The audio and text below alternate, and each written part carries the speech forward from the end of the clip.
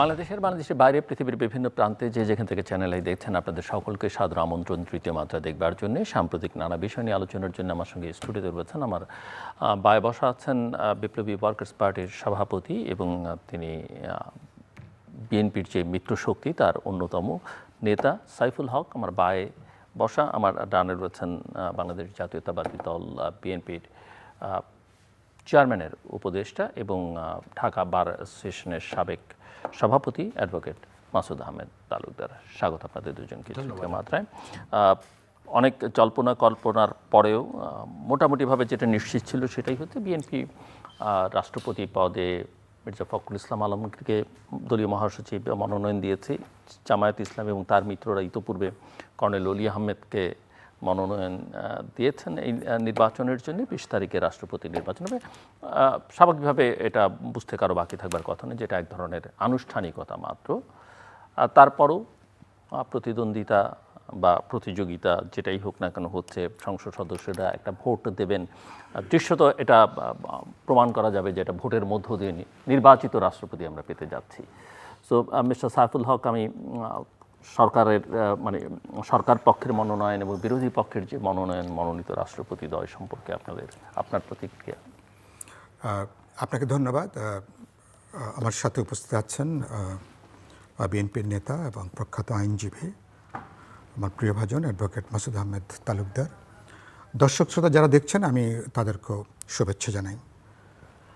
বিএনপির নতুন রাষ্ট্রপতি হিসাবে বিএনপির মহাসচিব মির্জা ফখরুল ইসলাম আলমগীর, তার যে মনোনয়ন বা আজকে তার যে মনোনয়নপত্র দাখিল, এটা মনে করি এটা মোটামুটি বলা যেতে পারে প্রত্যাশিত ছিল একটা। এবং ইতিমধ্যে আমি বহু জায়গায় বলেছি যে এবার আমরা একজন রাজনীতিককে আমরা রাষ্ট্রের সর্বোচ্চ পদে বা বলতে পারেন রাষ্ট্রের এক ধরনের অভিভাবক সুলভ যে পদ, সে পদে আমরা দেখতে চেয়েছি। কারণটা হচ্ছে যে রাজনীতিকদের চাপটা এই জন্য যে যাদের সাথে যারা দীর্ঘ জীবন বা বলতে পারে গোটা জীবনটা জনগণের সাথে কাটিয়েছেন, যারা জনগণের আকাঙ্ক্ষা বা তার যে প্রত্যাশা এটার সাথে যাদের একটা অর্গ্যানিক যোগাযোগ আছে, সম্পর্ক আছে, এটা পোড় খাওয়া মানুষ, সেই হিসাবে মির্জা ফখরুল ইসলাম আলমগীর আমি মনে করি যে তার এই নির্বাচন, আমি মনে করি এটা বিএনপি নীতি নির্ধারক বা মাননীয় প্রধানমন্ত্রী, তাই মনে করি তিনি একটা প্রজ্ঞার এবং এটা দূরদর্শী তিনি একটা সিদ্ধান্ত নিয়েছেন। বিএনপির স্ট্যান্ডিং কমিটি বা তারা একটা ভালো সিদ্ধান্ত তারা নিয়েছেন। আরেকটা গুরুত্বপূর্ণ হলো যে আমরা এই পদগুলোতে, কারণ আমাদের বাংলাদেশে এ পর্যন্ত 2-3 জন ছাড়া কেউ তার টেনিওর তারা শেষ করতে পারেননি। যদি ফখরুল ইসলাম আলমগীর ভাইয়ের মতন বিএনপিতে আরও এরকম প্রজ্ঞাবান, দূরদর্শী আরও অনেক নেতৃবৃন্দরা আছেন, তো সেখান থেকে অবশ্যই কেউ না কেউ হতে পারত।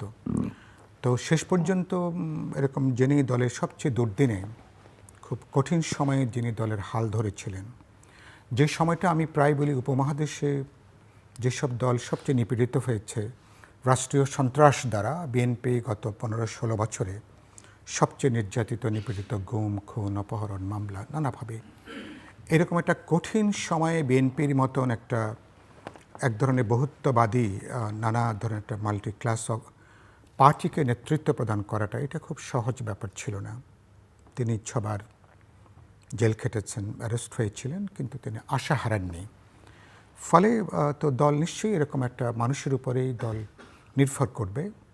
কিন্তু যখন তিনি রাষ্ট্রপতি হবেন আগামী 20 তারিখে মাননীয় সংসদ সদস্যদের ভোটে, যখন তিনি প্রেসিডেন্ট ইলেক্ট হবেন, তখন তিনি আর বিএনপির রাষ্ট্রপতি নন, তখন তিনি আমাদের জনগণের, আমাদের এই 20 কোটি মানুষ, এখানকার ভোটার, এখানকার জনগণ, সকল রাজনৈতিক দল চিন্তা, মতাদর্শ, বিশ্বাস নির্বিশেষে তিনি সবার রাষ্ট্রপতি। ফলে এই পদের অতীতে অনেক রাষ্ট্রপতিরা এই পদের যে মর্যাদা, এই পদের যে সম্মান, এই পদের যে গুরুত্বটা দুর্ভাগ্যজনকভাবে অনেকে তারা এটা রক্ষা করতে পারেননি।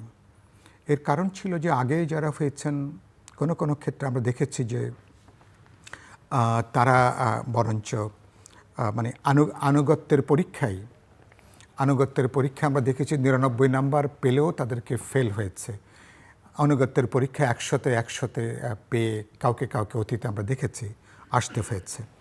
আমি বিশ্বাস করি যে নতুন যিনি আশা করি রাষ্ট্রপতি হতে যাচ্ছেন 20 তারিখে, হয়তো আমরা সন্ধ্যার পরে জানতে পারবো, তিনি সেই জায়গা থেকে তিনি এই পদের মর্যাদা, গুরুত্ব, সম্মান এটা রক্ষা করবেন। আর বিশেষ করে এবার যিনি রাষ্ট্রপতি হবেন তার নেতৃত্বে আগামীতে যে জাতীয় সংসদ নির্বাচন হবে, ত্রয়োদশ জাতীয় সংসদ নির্বাচন, তখন এটা তত্ত্বাবধায়ক সরকারকে তাকে আসলে নেতৃত্ব প্রদান করতে হবে। তিনি রাষ্ট্রপতি হিসাবে বা প্রধান অভিভাবক হিসাবে সেটা কিন্তু বড় একটা দায়িত্বের প্রশ্ন আছে।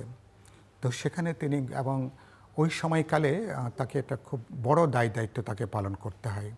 অনেক গুরুত্বপূর্ণ তৎপরতার সিদ্ধান্ত। যদিও এখন সাংবিধানিকভাবে আমরা যদি ঐক্যমত কমিশনে আমরা যেসব আলোচনা করেছি, প্রধানমন্ত্রীর সাথে রাষ্ট্রপতির ক্ষমতার একটা যৌক্তিক পুনর্বিন্যাস করা, সেটা যেহেতু এখনও তো সংবিধানে সেটা সংশোধনগুলো গৃহীত হয়নি, আমি আশা করি অষ্টাদশ সংশোধনের মধ্য দিয়ে অন্যান্য গুরুত্বপূর্ণ সংস্কার প্রস্তাবের পাশাপাশি বিল আকারে যেগুলো উত্থাপিত হবে, রাষ্ট্রপতি পদের ব্যাপারও এবং আপনাদের আমাদের 31 দফার মধ্যে আছে। আমাদের জুলাই সনদের মধ্যে অনেকগুলো প্রশ্নে বিএনপির সঙ্গে আমরা একমত হয়েছি। বিএনপির নির্বাচন ইশতেহারও অনেকগুলো কমিটমেন্ট আছে। আমরা আশা করব এই পদটা কেবলমাত্র আলংকরিক কোনো পদ হবে না।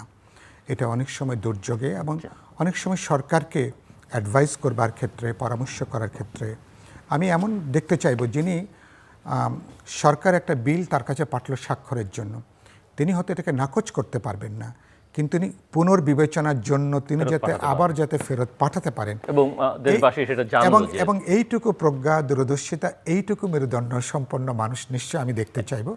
আমি আশা করব মির্জা ফখরুল ইসলাম আলমগীর তিনি সুস্থ থাকবেন, ভালো থাকবেন এবং তিনি আমাদের একটা গুরুত্বপূর্ণ গণতান্ত্রিক ট্রানজিশনের এই পর্যায়ে রাষ্ট্রের প্রধান ব্যক্তি হিসাবে, অভিভাবক হিসাবে তিনি তার এই সাংবিধানিক দায়িত্ব দক্ষতা, যোগ্যতার সাথে পালন করবেন।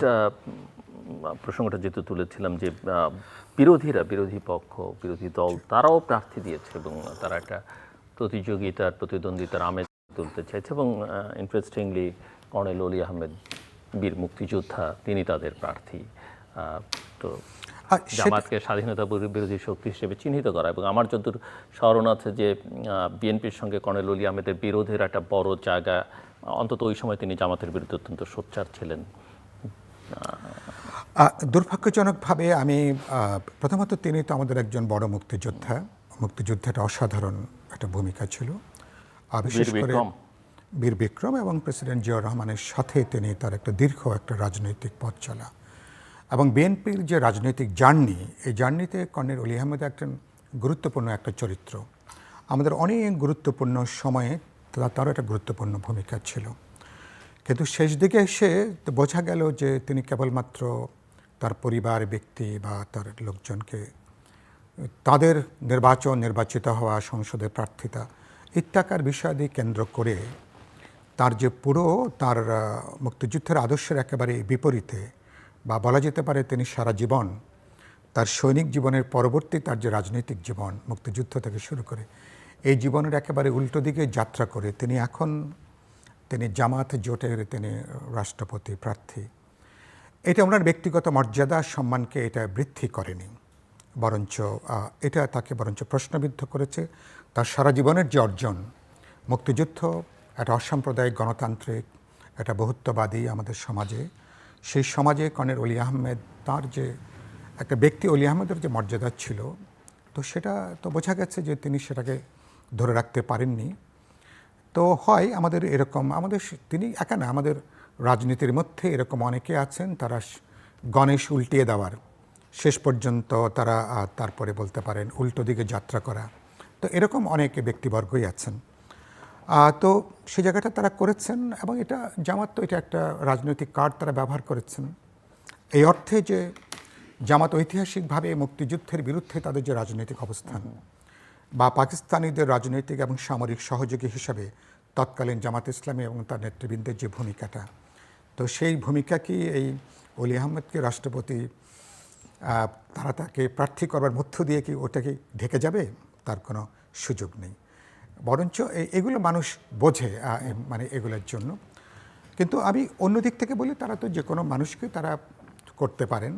আর তিনি তো জানেন না তেনার এটা দরকার ছিল না, এটা তার দিক থেকে এটা দরকার। তিনি জানেন যে যেই নির্বাচনের প্রতিযোগিতায় তিনি আসলে রাষ্ট্রপতি নির্বাচিত হওয়ার সুযোগটা দেখা যাচ্ছে মোটামুটি নাই বললেই চলে। কারণ আমাদের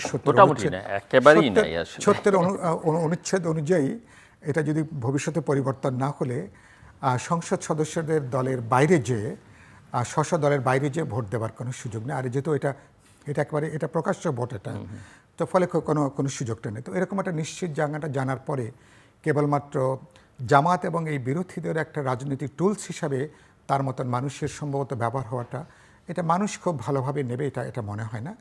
বাট জামাত তারা প্লে করেছে, তারা এটাকে কোনো কিছুই বিনা প্রতিদ্বন্দ্বিতায় যেতে না দেওয়া। আমি শুনলাম একজন এইরকম ল্যাঙ্গুয়েজে কথা বলছেন, বাক্যটা শুনতে খারাপ না, ভালো লাগে আর কি, ভালোই তো লাগে।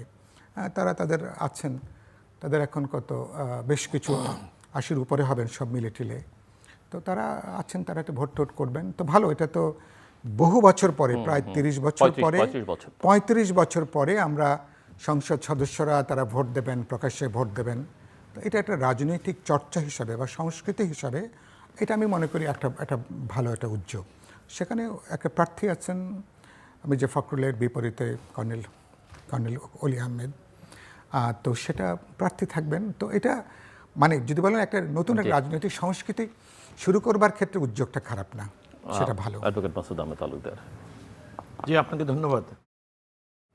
ধন্যবাদ জনাব সাইফুল হক এবং আমাদের বক্তব্য যারা শুনছেন। আমি সর্বপ্রথম জনাব মির্জা ফখরুল ইসলাম আলমগীরকে আন্তরিকভাবে অভিনন্দন জানাচ্ছি। তিনি বাংলাদেশের পরবর্তী রাষ্ট্রপতি হিসাবে মনোনীত হওয়ার জন্য। জনাব ফখরুল ইসলাম আলমগীর এ আকস্মিক কোনো ঘটনা নয়। এই দলের একজন ক্ষুদ্র কর্মী হিসাবে এবং আমি আইন পেশার সঙ্গে সম্পৃক্ত থাকার কারণে, এই আমার দুইটা কারণেই আমি মির্জা ফখরুল ইসলাম আলমগীরকে অত্যন্ত কাছে এবং নিবিড়ভাবে দেখার সৌভাগ্য আমার হয়েছে। আমরা যেটা করি, মানুষের সঙ্গে ঘনিষ্ঠ হলে, মানুষের স্বভাব চরিত্র আচার ব্যবহার দেখলে আমরা যে আকর্ষণে একজনের কাছে চলে যাই, সম্পর্কের দীর্ঘ সময় ধরে চললে দেখা গেছে ঠিক উল্টাটা হয় জীবনে, বিরক্ত হয়ে মানুষ আবার দূরে চলে আসে। কিন্তু জনাব মির্জা ফখরুল ইসলাম আলমগীর এমন একজন ব্যক্তি যার যত কাছে গেছি তত বেশি আকৃষ্ট হয়েছি। তার প্রতি বিরূপ মনোভাব আসার কোনো সুযোগ নেই, কারণ না।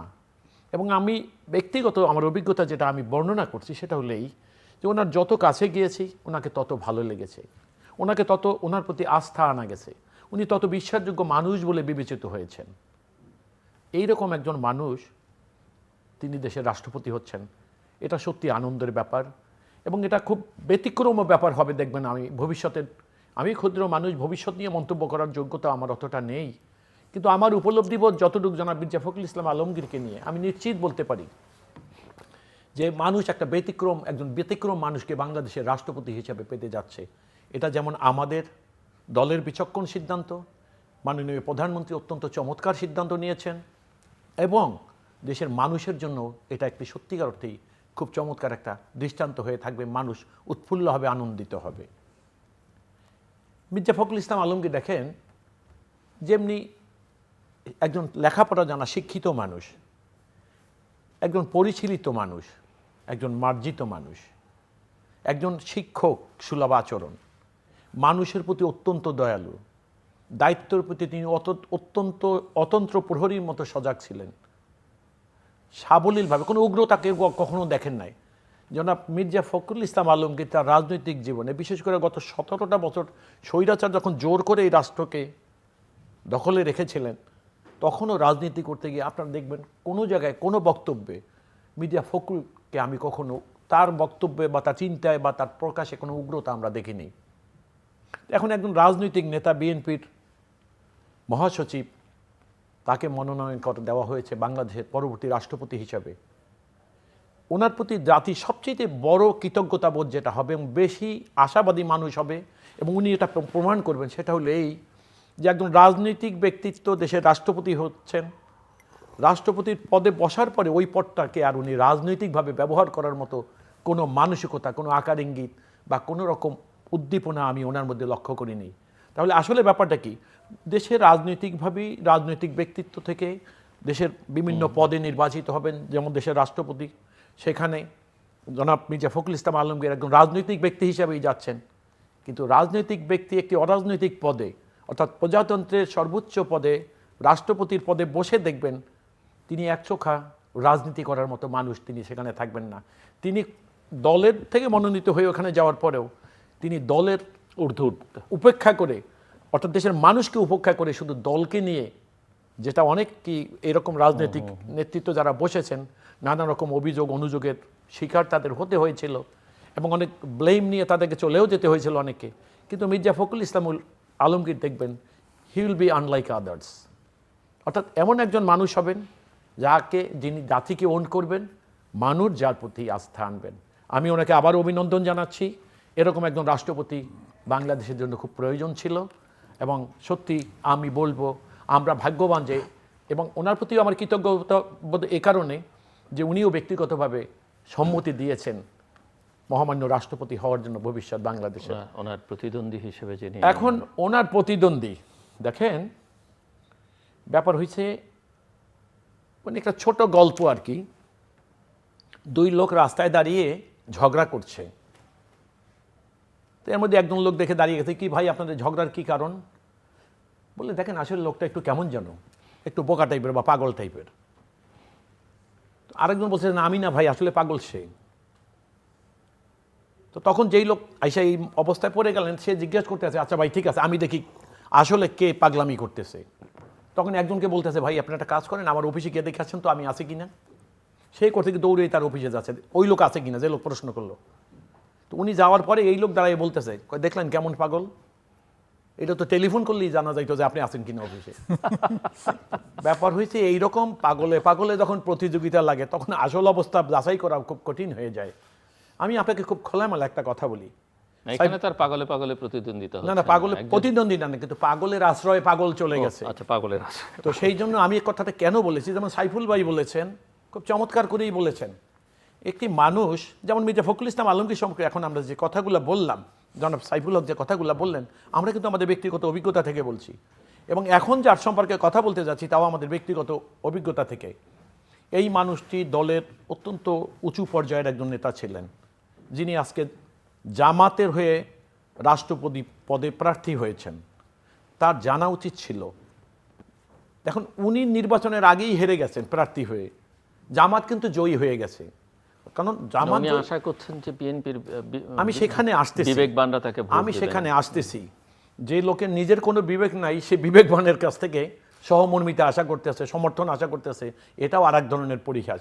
মানে নিজেকে বোকা মনে করেন নাকি বুদ্ধিমান মনে করেন এটাও আমরা ঠিক বুঝে উঠতে পারি। আমি যে কথাই আপনাকে বলতে চাচ্ছিলাম, জামাতের সবসময় এদেশের স্বাধীনতা, মুক্তিযোদ্ধা এদেরকে নিয়ে একটা পরিহাস করতো জামাত। এবং আমার কাছে মনে হচ্ছে কর্নেল অলিকে সর্বশেষ রাষ্ট্রপতি পদে মনোনয়ন দিয়ে জামাতের সর্বশেষ পরিহাসের শিকার হলেন তিনি এতটা নির্বোধ হবেন এটা আমার ভাবনা ছিল না। আমি এতটা কখনো ভাবি নাই যে কর্নেল অলির মতো একজন বিচক্ষণ, যে জাতীয়তাবাদী সে রাজনীতির সঙ্গে জন্মলগ্ন থেকেছিলেন, সেই মানুষটা এরকম একটা পরিহাসের শিকার হবেন বা নিজের পরিহাসের পাত্র বানাবেন, এটা সত্যি আমার কাছে খুব আশ্চর্যজনক। আবার আরেকটা জিনিস দেখেন, এই অবস্থায় আসার পিছনে তার কারণটা কি? একজন মানুষ, দল যখন বিএনপি বারবার ক্রাইসিসে পড়েছে তখন দলের গুরুত্বপূর্ণ মানুষের উপরে কিন্তু নির্ভর করতে চাইছে। যেমন গত 17 বছর জাতীয়তাবাদী দল আজকের মাননীয় প্রধানমন্ত্রী তাকে যখন জোর করে দেশ থেকে বের করে দেওয়া হলো, সেই মানুষটা যাওয়ার পরে সে মানে আপনার অনলাইনে বা ওভারসিজ থেকে দেখবেন আপনি দলের জন্য কিনের প্রাণান্তক চেষ্টা করে গেলেন। আর এখানে বসে এতটাই আস্থাভাজন মানুষ ছিলেন তিনি, দলের ভারপ্রাপ্ত চেয়ারম্যান হিসাবে ম্যাডামকে প্রহসনের মামলায় জেলে পাঠানো হলো। মির্জা ফখরুল ইসলাম আলমগীর কী করলেন, এই দলটাকে এমনভাবে ওন করলেন যে মানুষ তার প্রতি আস্থা আনতে পেরেছে।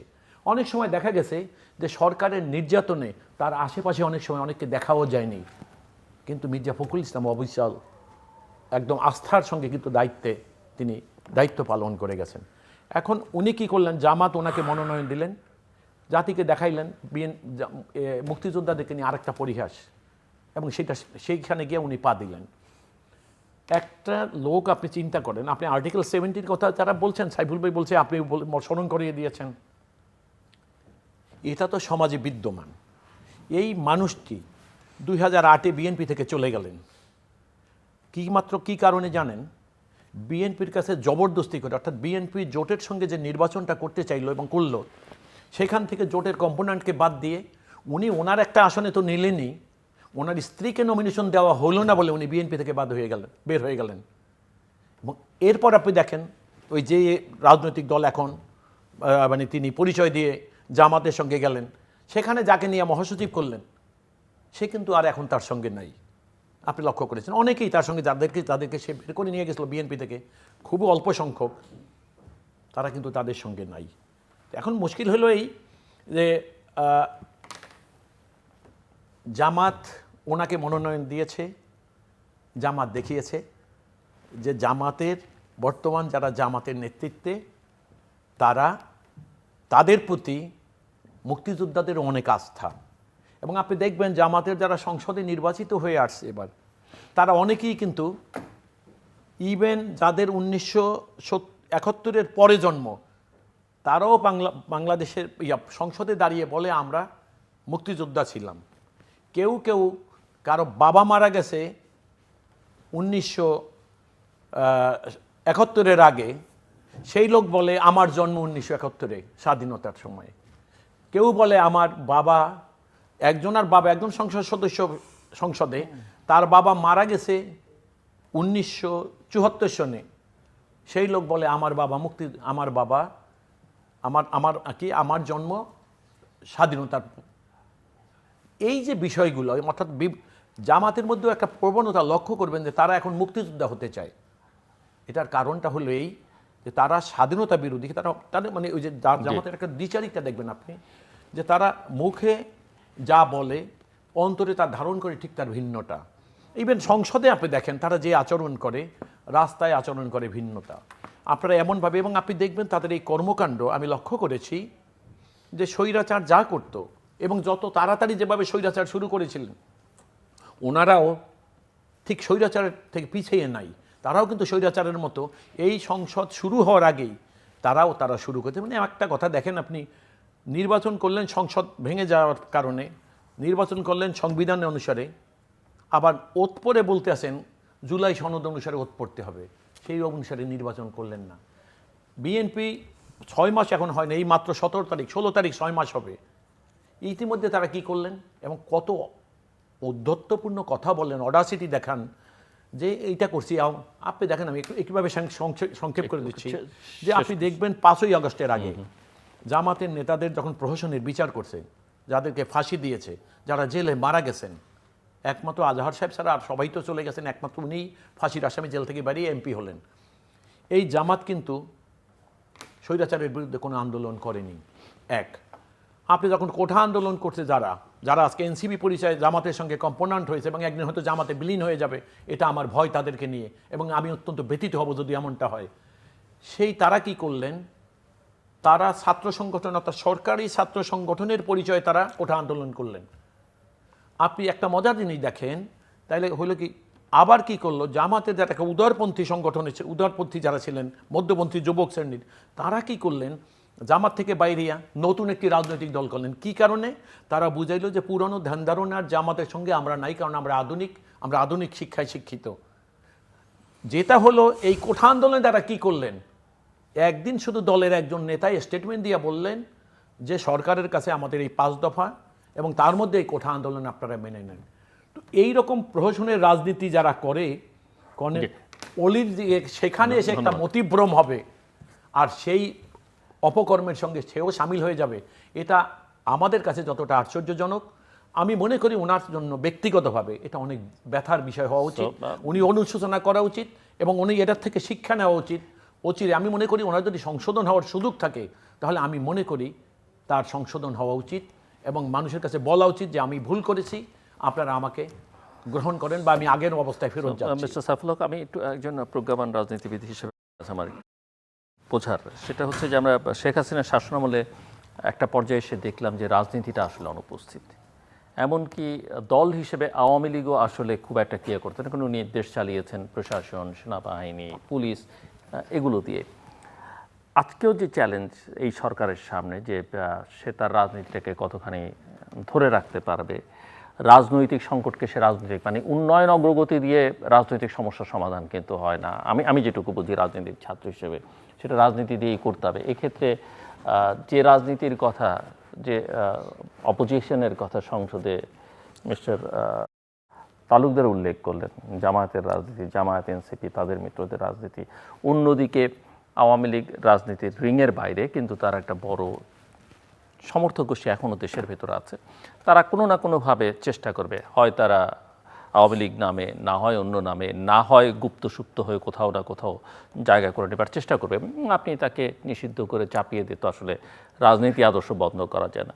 তো এই চ্যালেঞ্জ আসলে বিএনপি এবং তার মিত্র আপনারা কিভাবে মোকাবেলা করবেন, সেই রাজনীতি, সেই সংগঠন, সেটা নিয়ে আমি আপনাদের ভাবনাটা একটু শুনতে চাই। আপনাকে ধন্যবাদ। আপনি খুবই গুরুত্বপূর্ণ প্রশ্ন আপনি করেছেন। এটা প্রথমত আমি মনে করি যেটা আপনি এক পর্যায়ে শুরুতে বললেন যে হাসিনা সরকারের পতনের বড় কারণটা তার যদি কেবল মানে প্রচলিত অর্থে উন্নয়ন যদি প্রশ্নটা উঠত, তাহলে হয়তো হাসিনাকে এরকম একটা ট্র্যাজিকভাবে তাকে বিদায় নিতে হতো না। তিনি ফেল করেছেন রাজনীতিতে। তিনি রাজনৈতিকভাবে মানুষকে যে হিউমিলিয়েট করা, অপমান করা, বিশেষ করে মানুষের ভোটের অধিকার কেড়ে নিয়ে গণতান্ত্রিক অধিকারটা রুদ্ধ করে, যেটাকে আমরা রাজনীতির ভাষায় একটা কর্তৃত্ববাদী ফ্যাসিবাদী শাসন চালাতে যে ক্ষমতাকে যখন মনে করলেন একটা পারিবারিক সম্পত্তির মতন, একটা জমিদারি চালানোর মতন ব্যবস্থা, বাংলাদেশের মানুষ সেটাকে গ্রহণ করেনি। তাহলে তার পাল্টা এখন বিএনপি 12 তারিখের 12 ফেব্রুয়ারি নির্বাচনে বিপুল সংখ্যাগরিষ্ঠতা নিয়ে মানুষের যে পপুলার ম্যান্ডেট বিএনপির প্রতি বা বিএনপির মিত্রদের প্রতি, 17 তারিখে বিএনপি সরকার গঠন করলেন, ফেব্রুয়ারির 16 তারিখে 6 মাস যাবে। আমি এটা নিয়ে কিছুটা উদ্বিগ্ন, যদি খুব খোলামেলা বলি। যারা এই অনুষ্ঠান যারা দেখছেন তৃতীয় মাত্রার, আমি ইতিমধ্যে 20 তারিখে মাননীয় প্রধানমন্ত্রী যুগপথের 42টা রাজনৈতিক দলকে যমুনাতে তিনি শুভেচ্ছা বিনিময়ের জন্য আমাদেরকে দাওয়াত দিয়েছিলেন। আমাদের আরও 4-5 জন বন্ধুরা কিছু কিছু টুকটাক কথা বলেছেন। আমি অনেকগুলো প্রশ্নে, আমি প্রায় 8-9 মিনিট, আমি প্রায় 8-9টা প্রশ্নে আমি আসলে কথা বলেছি। তার মধ্যে এটা একটা গুরুত্বপূর্ণ কথা আমি বলেছি যে সরকারের বেশ কিছু সামাজিক সূচকে, অর্থনৈতিক সূচকে সরকারের বেশ কিছু উদ্যোগ যেগুলো সরকারের নির্বাচন ইশতেহারে ছিল বা তার কমিটমেন্টের মধ্যে ছিল, তারা নিয়েছেন। প্রধানমন্ত্রী তার যে চলাফেরা, তার যে বডি ল্যাঙ্গুয়েজ, খুব সহজ সরল একটা জীবনযাপনের চেষ্টা, প্রোটোকল কমিয়ে আনা, মন্ত্রীদের প্রোটোকল কমিয়ে আনা, সরকারের যথাসম্ভব সরকার পরিচালনার ব্যয়টাকে সীমিত করা, সংকুচিত করা, এগুলোর ব্যাপক একটা অ্যাপ্রিসিয়েশন আছে, কোনো সন্দেহ নেই। এবং প্রধানমন্ত্রীর নতুন একটা রাজনৈতিক সংস্কৃতি তিনি তৈরি করবার একটা চেষ্টা আমরা দেখছি। কিন্তু আমি মনে করছি বিএনপি কিছুটা রাজনৈতিক দিক থেকে পিছিয়ে পড়ছে কিনা, এটা নিয়ে আমি 20 তারিখে যমুনার মিটিংয়ে আমি আমার উদ্বেগ জানিয়েছি এবং বলেছি যে বিএনপির বিরুদ্ধে যে সমস্ত প্রচারণা বা অপপ্রচার যেগুলো চলছে, বিএনপি জুলাই সনদ মানে না, বিএনপি অভ্যুত্থানের আকাঙ্ক্ষা তার বিপরীতে যাচ্ছে, বিএনপি তার কমিটমেন্ট থেকে বিএনপি সরে আসছে, আমি বলেছি এর মধ্যে বিএনপি এগুলোকে যথাযোগ্যভাবে ঠিক রাজনৈতিক দিক থেকে এগুলোকে ঠিক মোকাবেলা করতে পারছে না। এবং কারণ যারা এটা প্রচার করছেন তখন তাদের অনেকের রাজনৈতিকভাবে জন্মই হয়নি। 5ই আগস্টের আগে তো এদের পলিটিক্যাল তাদের জন্মই হয়নি। আর যারা জন্ম ছিল, যে বললেন মাসুদ ভাই, গুপ্ত বা সুপ্ত হিসাবে যারা কাজ করেছেন, তারা তো এগুলো নিয়ে কথা বলেনি। আমরা কথা বলেছি। বিএনপির 27 দফা, আমাদের ছিল 14 দফা গণতন্ত্র মঞ্চের, মিলিয়ে সেটাকে 31। আমরা পরে এটা আলাপ আলোচনায় 31 দফা, যার সাথে আমাদের অনেক বন্ধুরাও রাজপথে যারা যুগপথে ছিলেন তারা আমাদের সাথে যুক্ত হয়েছেন। 31 দফা আমরা বলেছি বাংলাদেশকে যদি ভবিষ্যতে যদি এগিয়ে নিয়ে যেতে হয় রাজনৈতিকভাবে, তাহলে আমাদের সংবিধান, রাষ্ট্র, গোটা রাষ্ট্র ব্যবস্থা তার একটা ডেমোক্রেটিক ট্রানজিশন লাগবে। সেই ট্রানজিশন করতে যে একটা ইম্পর্ট্যান্ট রিফর্ম লাগবে। তখন আমরা ফলে অন্যদের স্বপ্ন কল্পনার বাইরে যে যারা তখন এটা চিন্তাও করেননি, তখন আমরা বলেছি পুরনো জমানায় আমরা আর ফিরব না। এবং কোনো ব্যক্তি ক্ষমতাকে কেউ যেন জমিদারি মনে করতে না পারে, কেউ যেন ব্যক্তিগত একটা তহসিলদারির মতন করে ব্যবহার করতে না পারে। এবং নির্বাহী বিভাগের সাথে সংস্কারের মূল কথাটা কি? নির্বাহী বিভাগের সাথে আইন প্রণয়নী বিভাগ, পার্লামেন্ট, জুডিশিয়ারির একটা লজিক্যাল রেশনাল ভারসাম্য থাকবে। সেটা আমরা চেষ্টা করেছি খানিকটা এনশিওর করবার জন্য। বিএনপি গত 2 বছরে বিশেষ করে, এমনকি সরকার গঠনের পরেও যে অপপ্রচারগুলো বিএনপির বিরুদ্ধে, বিএনপি যথাযোগ্য ঠিক রাজনৈতিক দিক থেকে ঠিক উত্তরটা করতে পারছে না। একটা সুযোগ বিএনপি নষ্ট করেছে বলে আমি মনে করি। বিএনপির সঙ্গে এই প্রশ্নে আমাদের কিছু দ্বিমত। আমি মনে করি যে গণভোটের প্রশ্নে যেটাকে বিএনপি সবচেয়ে বেশি অভিযুক্ত করা হচ্ছে, গণভোট নিয়ে আমাদের আপত্তি ছিল, প্রশ্নগুলো নিয়ে আমাদের আপত্তি ছিল, কিন্তু যখন শেষ পর্যন্ত যে কোনো কারণেই হোক, যখন আমরা গ্রহণ করলাম, যখন আমরা আমরা ক্যাম্পেইন করলাম, বিএনপি যখন ক্যাম্পেইন করলাম, জনাব তারেক রহমান আমার ঢাকা 12-তে তিনি আমার এই নির্বাচনী জনসভাতে 8ই ফেব্রুয়ারিতে সন্ধ্যাবেলা এই যে আমাদের এখানে পলিটেকনিক স্কুলে যে বড় মাঠে তিনি যখন এলেন, সেখানেও তিনি ভোটের পক্ষে তিনি কথাটা বললেন। ফলে মানুষ যখন রায় দিল, 5 কোটি মানুষ বা 69% মানুষ, আমি মনে করি এটা একটা অর্জন ছিল। কারণ যে পার্লামেন্টে বিএনপির এখন প্রায় 248 জন সম্ভবত এখন সদস্য, নারী সদস্য সহ, এবং বিএনপির 8টা-9টা গুরুত্বপূর্ণ প্রশ্নে নোট অফ ডিসেন্ট থাকার পরে, দুটো ইম্পর্ট্যান্ট একটা গ্যারান্টি ক্লজের মতন অবস্থা থাকার পরে, এই পার্লামেন্ট যদি গণভোটের রায় অনুসারে যদি সংবিধান সংস্কার পরিষদ হিসেবে কাজ করত, তাহলে একই জিনিস হতো। আজকে সংবিধান সংশোধন কমিটি করে বিএনপি 8দশ সংশোধনী যে প্রস্তুতিটা গ্রহণ করছেন, আগামী সেপ্টেম্বর আশা করি তারা যে বিলগুলো উত্থাপন করবেন, একই জিনিস বিএনপি করত ওই সংবিধান সংস্কার পরিষদের ভেতরে। সম্ভবত বিএনপি ঝুঁকিটা নিতে চায়নি। আমি মনে করি রাজনৈতিক দল হিসাবে একটা ড্যাম মেজরিটি নিয়ে, যাদের একটা বিপুল জনপ্রিয়তা, বিপুল সংখ্যাগরিষ্ঠতা, এইটুকু ঝুঁকি নেওয়া দরকার ছিল। এটাকে বিএনপির বিরুদ্ধে, বিএনপি সংস্কারের বিরুদ্ধে এরকম একটা অপপ্রচারের জায়গাটা কিছুটা তৈরি করা হয়েছে। এখন এর একটা বিএনপির জন্য ফেরার জায়গাটা, এখন তো ওটার আর সুযোগটা নাই। কিন্তু যেটা আছে, জুলাই সনদে বিএনপি যে বলছেন অক্ষর অক্ষর তারা বাস্তবায়ন করবেন, আমরা দেশবাসী সবাই এখন অপেক্ষা করবে, সংবিধান সংশোধনী কমিটি আলোচনা করবে এবং তারা এটাকে 8দশ সংশোধনের বিল আকারে যখন যারা উত্থাপন করবেন, প্রত্যেকটা সনদের বিএনপি যেগুলোতে একমত হয়েছেন, বা আমাদের বন্ধুরা অনেকে আমরা একমত হয়েছি, বিএনপির বাইরেও কিছু প্রশ্ন আমি দেখছি তাদের নির্বাচন ইশতেহারে আরও কিছু প্রশ্ন তারা যুক্ত করতে পারেন। আমি মনে করি এটা যদি তারা আগামী পার্লামেন্টে যদি উত্থাপন করেন, তখন এখন যারা বিএনপিকে যারা রাজনৈতিকভাবে অভিযুক্ত করছেন, সেই জায়গায় তখন তাদের এই অভিযোগ করার যে রাজনৈতিক পুঁজি, যেটা রসদটা কিন্তু শেষ হয়ে যাবে আর কি। তো বিএনপির এই জায়গাটা একটু বিবেচনার মধ্যে রাখা। আর আমি 20 তারিখে বলেছিলাম যমুনাতে যে আমি দেশব্যাপী আমি সরকারকে দেখছি, কিন্তু আমি তো একটা রাজনৈতিক দল হিসেবে আমি তো বিএনপিকে দেখছি না। আমি বলেছিলাম মাঠটা কি আপনারা জামাতার এনসিপির জন্য মাঠটা কি আপনারা ছেড়ে দিলেন কিনা? মাননীয় প্রধানমন্ত্রী বললেন, সাইফুল ভাই এটা হবে কেন? আমি বললাম আমি দেখছি না। যেটা আমি পরের দিন, যেটা 4 তারিখে 4 আগস্টে বিএনপির উদ্যোগে যে জুলাই অভ্যুত্থান বার্ষিকী উপলক্ষে যে আলোচনা, সেখানেও কথাটা আমি আবার উল্লেখ করেছি। কারণ আমাদের রাষ্ট্র রাজনীতিতে কেবলমাত্র সরকার দিয়ে দেশ চালানো যাবে না। সরকার নিশ্চয়ই সবচেয়ে গুরুত্বপূর্ণ, তারা তো লিড করবেন সকল ব্যাপারে, কিন্তু পাশাপাশি সামাজিকভাবে, রাজনৈতিকভাবে, সোশ্যালি, কালচারালি আপনাকে রাজপথে আপনাকে সক্রিয় থাকা দরকার। মানুষের সঙ্গে যে অর্গানিক রিলেশনশিপ, একদিকে সরকার, একটা রাজনৈতিক দল যত ক্লোজলি মিশতে পারবে, প্রতিটা ব্যক্তির কাছে পৌঁছতে পারবে, সরকারের পক্ষে অনেক সময় সেটা সম্ভব নাও হতে পারে। এই জায়গাটা আমার মনে হচ্ছে যে বিএনপি এখন আপ টু দ্য মার্ক করছে না।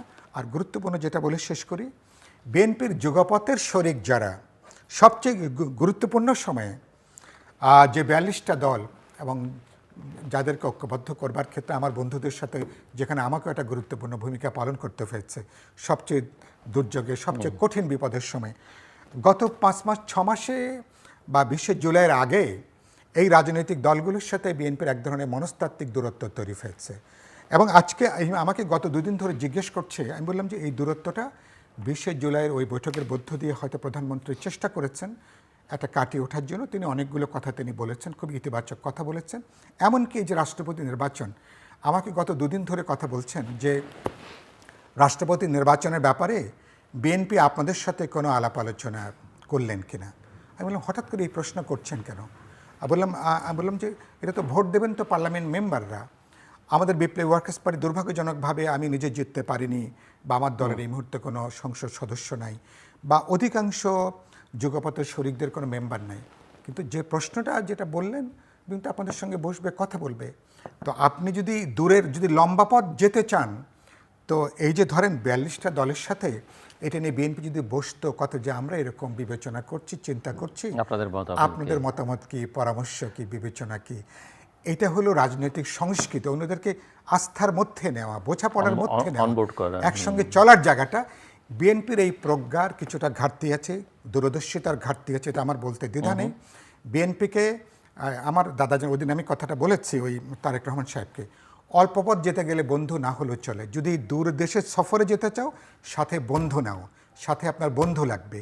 তো বিএনপি এই রাজনৈতিক ক্ষেত্রে আমি মনে করি যথেষ্ট প্রজ্ঞা, দূরদর্শিতার পরিচয় দিতে পারছে না। আমি আশা করি সামনে অনেক বড়গুলো চ্যালেঞ্জ, অনেক বড় বড় চ্যালেঞ্জ আছে।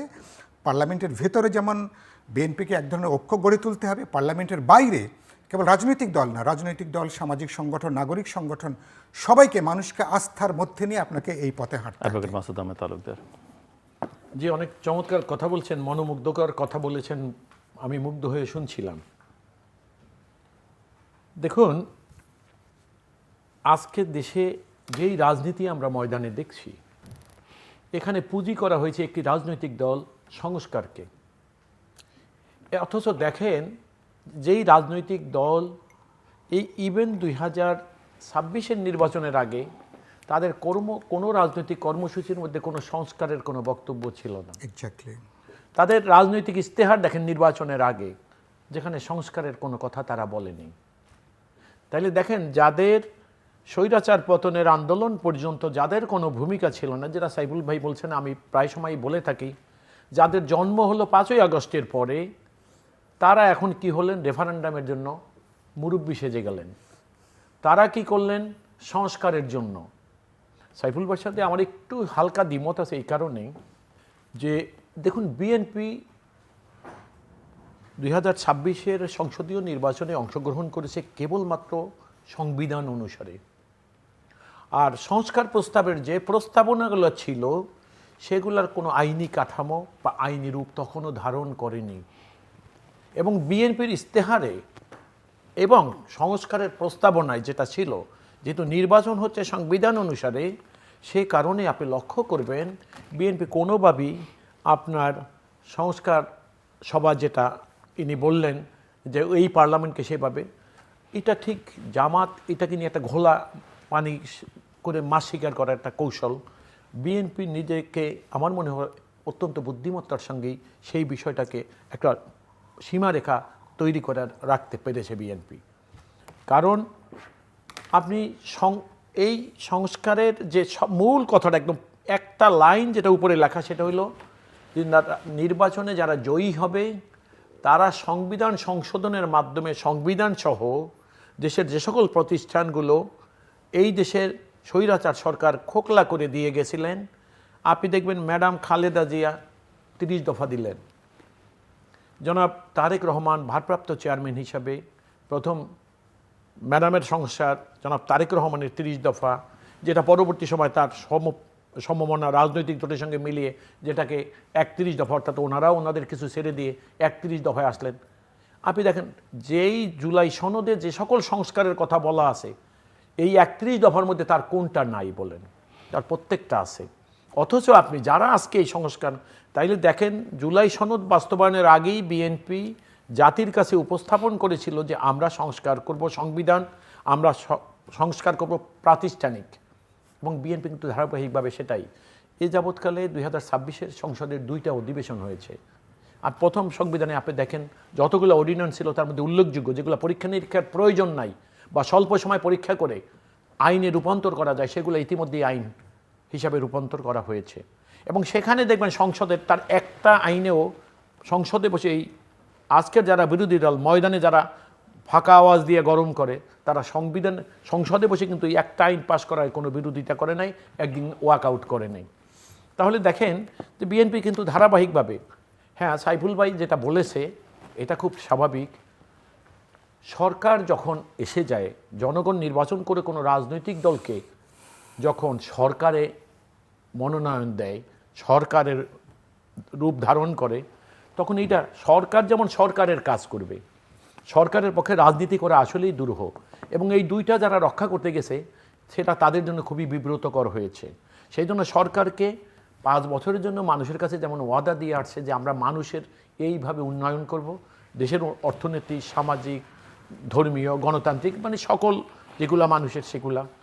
কিন্তু সরকার যদি মনে করে সরকার, রাজনৈতিক দল সরকারে বিলীন হয়ে যাবে, তাহলে আমাদের জন্য, যেটা উনি বলেছেন কথাটা, এটা মানে রাষ্ট্র সরকার দল এক হবে না, এটা হতে পারে না, হওয়া উচিত এক হবে না, কিন্তু দলটা ক্রিয়াশীল থাকতে হবে। না না, আমার বক্তব্য হলো দলের রাজনীতিটা থাকতে আজকে হবে। যারা রাষ্ট্র ক্ষমতায় গেছে, একটি রাজনৈতিক দল থেকে নির্বাচিত ব্যক্তিরা সরকার আজকে। ওই যে উনি বলেছেন সামাজিক অর্থাৎ বিষয় আছে, একটা- অনেক রকমের বিষয় আছে, যেটা আসলে রাজনৈতিক দল যত আমি সহজে সেই কথাটাই এটা আছি। আপনি দেখেন প্রশাসন দিয়ে যে বা অন্য কিছু আজকে দিয়ে যারা পারবেন না। রাষ্ট্র ক্ষমতায় যারা গেছেন, বাংলাদেশ জাতীয়তাবাদী দল থেকে এবং সমমনা থেকে নির্বাচিত একটা কিছু মানুষ রাষ্ট্র ক্ষমতায়, একটি দল অ্যাজ এ হোল কিন্তু রাষ্ট্র ক্ষমতায় নয়। তাহলে এই দলটায় যারা অধিকাংশ, কেন আমি বলবো প্রায় সবাই ক্ষমতার বাইরে, তারা যদি তাদের রাজনীতি পরিহার করে, অথবা রাজনৈতিক দল যদি ক্ষমতার দিকে তাকিয়ে নিজেদের অজান্তে ক্ষমতায় ঢুকে যায় বা ঢুকানোর প্রবণতায় লিপ্ত হয়, তাহলে যেটা হবে এক সময় রাজনীতি শূন্য হবে। এবং আপনি যে কথা, খুব মূল্যবান একটা প্রশ্ন আপনি করেছেন, সেটা হলো যে উন্নয়ন, বা সাইফুল্লাহ ভাইও বলেছেন, উন্নয়ন সামনে রেখে মানুষের যে সকল অধিকার, সেগুলোর বিকল্প হিসাবে উন্নয়নকে কখনো কোনো জাতি বিশ্বে গ্রহণ করেনি। এগুলো মানুষের ফান্ডামেন্টাল, মানুষের মৌলিক অধিকার। উন্নয়ন মানুষের প্রচেষ্টায় হবে, মানুষের জন্যে। কিন্তু উন্নয়ন যদি আপনি মনে করেন আপনার গণতন্ত্রের বিকল্প হবে, উন্নয়ন যদি মনে করেন আপনার কথা বলার স্বাধীনতার বিকল্প হবে, উন্নয়ন যদি বলে মানুষের মানবাধিকারের বিকল্প হবে, তাহলে সেই উন্নয়ন কিন্তু বেশি দিন টিকে নাই। এবং সেই উন্নয়নের ধোয়া তুলে এই যে স্বৈরাচারের যে পতন হয়েছে 5ই আগস্ট, এটা হলো আমাদের জীবনের সবচেয়ে একটা উৎকৃষ্ট উদাহরণ। সেই জন্য আমি মনে করি, এবং এটা নিশ্চিত আমাদের নিরাশ হওয়ার আসলে আমি কিছু দেখছি না। আমি অত্যন্ত আশাবাদী মানুষ, যারা আজকে মাঠে ময়দানে, এবং এটা মনে করবেন যারা বিরোধী দল তারা একটু আগে, আপনি লক্ষ্য করবেন বিরোধী দলের নেতারা যখন কেউ এক জায়গায় দাঁড়িয়ে কথা বলে, আপনি সবচেয়ে মজার ব্যাপার দেখেন, আমি তো আরো নাম বলছি না, আমি আবার আসবো আপনার না, আমি এইভাবে শেষ করে দিই। 2-1 ওই বিরোধী দলীয় নেতা কি বলে জানেন? আপনারা সংস্কার করবেন না, তাহলে আমার 1400 লোক যারা হত্যা হয়েছিল তাদের কি হবে? এই আঙ্গুলোচন ব্যক্তির দলের আমি পরে খুঁজে দেখলাম তাদের একজনও শহীদ হয় নাই, তাদের একজনও মারা যায় না, কিন্তু 1400 শহীদের মালিক হয়ে গেলেন উনি। এই যে বক্তব্যগুলো, কিছু কিছু মানুষ দেখবেন, আমি আরো একটা কথা না বলে পারছি না, স্বঘোষিত কিছু সাংবাদিক দেশে থাকতে না পারে পালিয়ে গেছিলেন এই দেশ থেকে। সেই মানুষরা আজকে কি করে, হঠাৎ অতি বিপ্লব, রাস্তা খুঁজে কোন জায়গায় গেলে খুব অল্প সময় নিজেকে জাহির করা যাবে। অতীতে এক সময় দেখেছি পাকা পাকা কথা বলে বিএনপির ঘাড়ে চড়েছিলেন, বিএনপি থেকে ফয়দা নিয়ে বিএনপির বিরুদ্ধে তারা নেমে গেছে। এখন এই সকল মানুষরা আসলে এরা হলো সুবিধাবাগী, মৌসুমি, এরা প্রত্যেক সময় মৌসুম খোঁজে শিকারের জন্য। এবং আপনি দেখবেন তারা যখন কথা বলে, এবং এদের এক সময় কথাগুলো যা মানে এখন আজকে সংসদে যারা বিরোধী দল আছে তাদের সঙ্গে মিলে যায়, তাদের কথা শুনে মনে হয় যে তারা সারা দেশে আর কেউই ছিল না।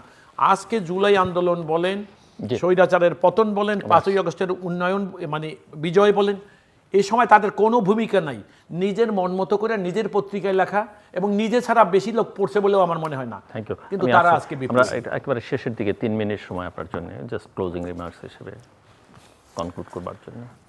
আমি প্রথমত, আমরা আজকে আপনার এই তৃতীয় মাত্রার এই অনুষ্ঠান যখন আমরা করছি, সরকারের 6 মাস, আমি দেখছি যে সরকার 16 তারিখে 6 মাস শেষ করবেন।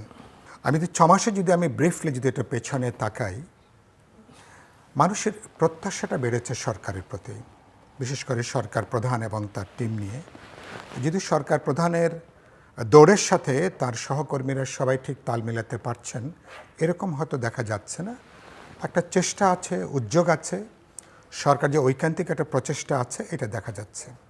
কিন্তু গুরুত্বপূর্ণ কিছু প্রশ্ন আমি যেটা দেখছি, যেমন ধরুন বাণিজ্য চুক্তির ব্যাপারে, যে চুক্তিটা আমি মনে করি পার্লামেন্টে রিভিউ হওয়া দরকার, আলোচনা হওয়া দরকার। কারণ এই চুক্তিটা যদি অ্যাজ ইট ইজ থেকে যায়, একটা ইন্ডিপেন্ডেন্ট স্টেট হিসাবে অন্যান্য ডেভেলপমেন্ট পার্টনার, আমরা বড় বড় শরিকদের সাথে ইন্ডিপেন্ডেন্টলি আমাদের মর্যাদা, অর্থনৈতিক সার্বভৌমত্ব রেখে অর্থনৈতিক বাণিজ্য চুক্তি করাটা বেশ কঠিন। এটা আমি 20 তারিখে মাননীয় প্রধানমন্ত্রীর সাথেও আমার একটু খাবার টেবিলে এটা নিয়ে একটু আলোচনা হয়েছিল। তিনি বললেন আমাদের ক্লজ আছে, আমরা নিশ্চয়ই এটাকে প্রয়োজন বোধে সেখানে এটাকে হয়তো রিভিউ করা যাবে। এই মুহূর্তে বাংলাদেশ আমি দেখছি যে আমাদের জ্বালানির একটা বড় সংকটের মধ্যে আমরা আছি। সেটা নিয়ে আমি মনে করি সরকারের 6 মাস পার হয়েছে। এখন আওয়ামী লীগের কথাটা যদিও তার কিছুটা লেগেছে, সরকারকে এখনও বহন করতে হচ্ছে, কিন্তু এটা সাফিসিয়েন্টলি সরকারের জন্য এটা কিন্তু এক্সকিউজ হবে না। সরকারকে আমি মনে করি স্বল্প, মধ্যমেয়াদী, দীর্ঘমেয়াদী গোটা জ্বালানি সংকটের ব্যাপারে একটা বিশ্বাসযোগ্য একটা পরিকল্পনা, একটা উদ্যোগ থাকা দরকার।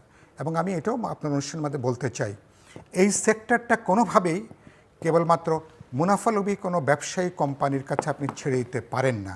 পৃথিবীর আমি আজকে সময় নিয়ে অনেক দেশ আছে যে দেশে কেবলমাত্র জ্বালানি সংকটের কারণের জন্য সরকারের পতন হয়েছে, সরকার বিপদগ্রস্ত হয়েছে, এবং এরা অনেক সময় তারা সরকারকে জিম্মি করে ফেলে, জনগণকে তারা জিম্মি করে ফেলে।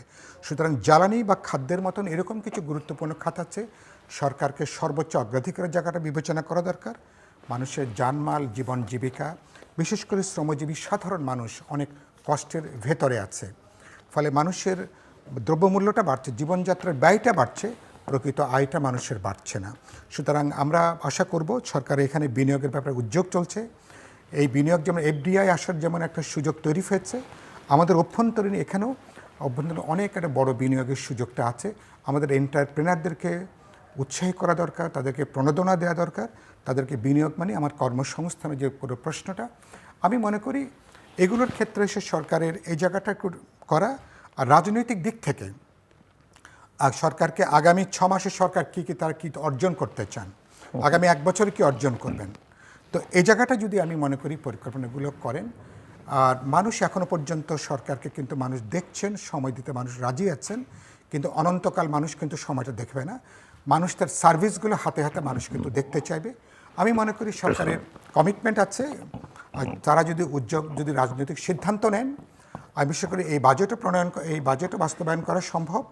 এবং আমরা একটা জনপ্রত্যাশাকে বাড়িয়ে বাংলাদেশ আগামী 6 মাসে 1 বছরে গণতান্ত্রিক উত্তরণের একটা গুরুত্বপূর্ণ ধাপে আমরা যেতে পারবো। আমি মনে করি সরকার যদি প্রজ্ঞা দেখাতে পারেন, তাহলে কিন্তু আমি মনে করি মানুষ সরকারের সাথে মানুষ হাঁটতে চাইবে। মাসুদ আহমেদ তালুকদার খুব ছোট্ট করে জি, একটা জিনিস আপনি লক্ষ্য করবেন যে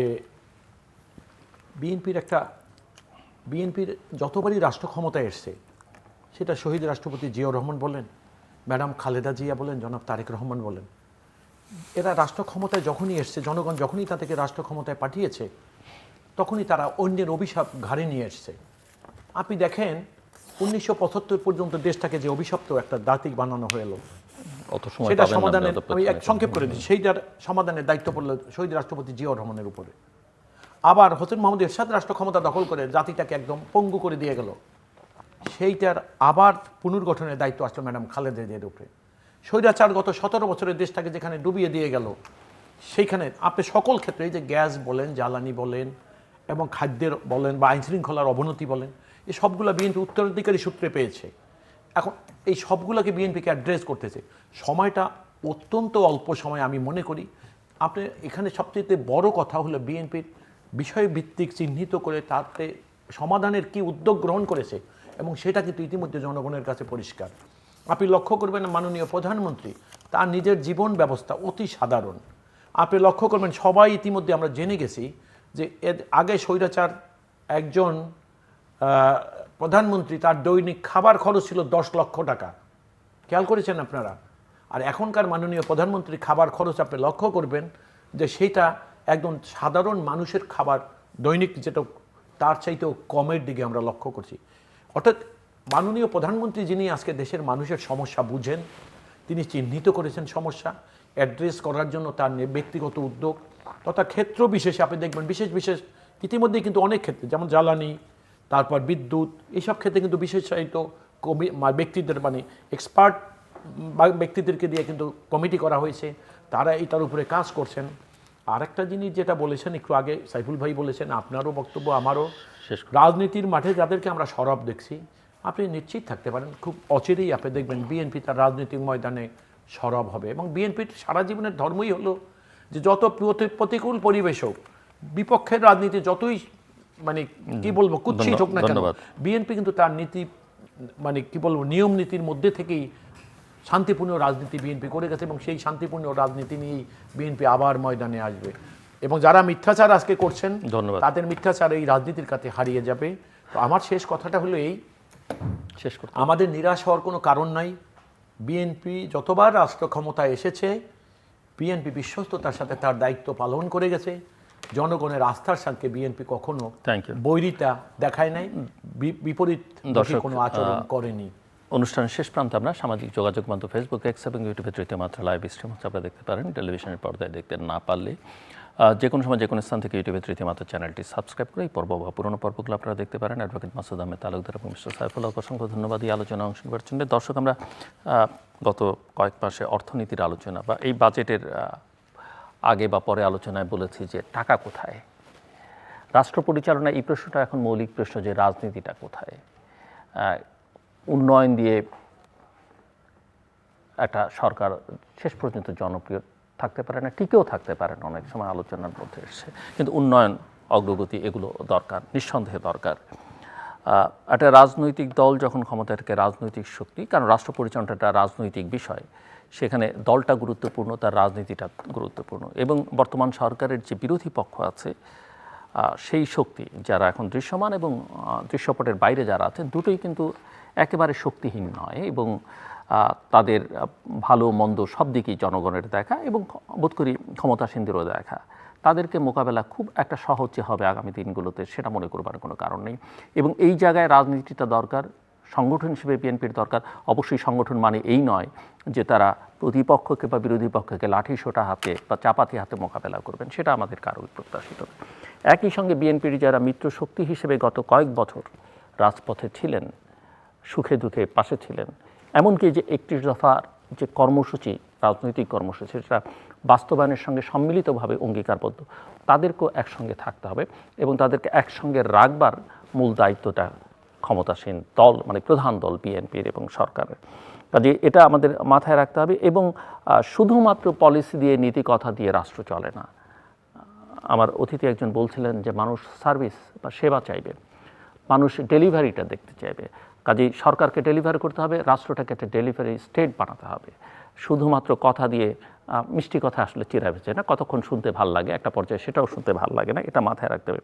এবং সরকারকে আসলে এই যে আজকে এনার্জি ক্রাইসিসটা বা এনার্জি সিকিউরিটি একটা অত্যন্ত গুরুত্বপূর্ণ বিষয়। আমার অতিথি একজন বলছিলেন ফুড ক্রাইসিসের কথা আমরা আলোচনা করছি, আরও অনেক রকমের সংকট আছে, এগুলো মোকাবিলা। শিক্ষা স্বাস্থ্য নিয়ে আমরা কথা বলেছি অতীতেও। সরকারকে ধন্যবাদ জানাতে হবে যে তারা বরাদ্দ প্রথমবারের মতো শিক্ষা এবং স্বাস্থ্যে বাড়িয়েছেন, কিন্তু শিক্ষা এবং স্বাস্থ্যের যে গুণগত মান, সেটা যদি উন্নয়ন না হয় বরাদ্দ দিয়ে কিছু হবে না। বরাদ্দ কোথায় যায় সেটাও আমরা বুঝি, কখনো কখনো যে বরাদ্দ হয় সেটা যে ব্যয় করবার সক্ষমতা, সেটাও আমরা ওই মন্ত্রণালয়গুলো দেখি না। কাজে এই জায়গাগুলো এবং এর জন্যে স্বল্পমেয়াদী, মধ্যমেয়াদী, দীর্ঘমেয়াদী পরিকল্পনা দরকার। অনেকে প্রশ্ন রাখবেন, যদিও প্রধানমন্ত্রী বলেছেন যে হি হ্যাজ এ প্ল্যান, তার হয়তো একটা টিমও আছে, কিন্তু মানুষ আসলে শেষ পর্যন্ত দেখতে চাইবে। কারণ আপনি শেখ হাসিনার শাসন আমলে না হয় দৌড়ের উপরে ছিলেন, জেলে ছিলেন, পালিয়েছিলেন, সংকটের মধ্যে ছিলেন, কিন্তু অন্তর্বর্তীকালীন সময়ের সরকারের সময় যে 17 মাস ছিল, সেই 17 মাস আসলে রাষ্ট্র পরিচালনার যে মূল জায়গাগুলোতে আপনার হোমওয়ার্ক কী? আপনি যদি এখন বলেন যে না আমি এটা পারছি না, বা আমার ওই পুরনো আওয়ামী লীগ আমলে যেরকম আমরা একটা বয়ান শুনতে অভ্যস্ত ছিলাম, বিএনপি জামাত সব ধ্বংস করে দিয়েছে, 21 বছরের জঞ্জাল, 42 বছরের সমাধান না, এই কথা কিন্তু মানুষ শুনতে চাইবে না। মানুষ আসলে দেখতে চাইবে। এবং এখনও সময় আছে, মাত্র শুরু, 6 মাস গেল, 10 ভাগের 1 ভাগ সময় গেছে, 9 ভাগ সময় আছে। চাইলে এবং সম্মিলিতভাবে চেষ্টা করলে সেটা করা সম্ভব। আমাদের সঙ্গে থাকবার জন্য অসংখ্য ধন্যবাদ। আপনাদের সবার জন্য শুভকামনা।